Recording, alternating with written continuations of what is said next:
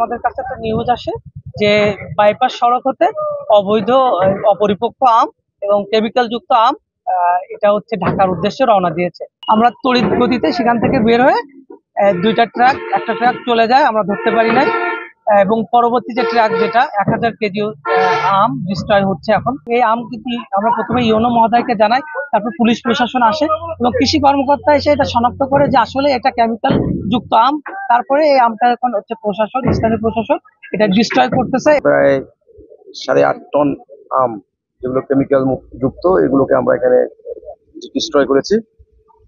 এবং যে কিছু ক্যারেট ছিল, ক্যারেটগুলো যেহেতু বৈধ এবং মানুষের ব্যবহার্য এবং কাজে আসে, এই জন্য এগুলোকে আমরা নিলামের মাধ্যমে, স্পট নিলামের মাধ্যমে 67,500 টাকায় আমরা নিলাম দিয়েছি।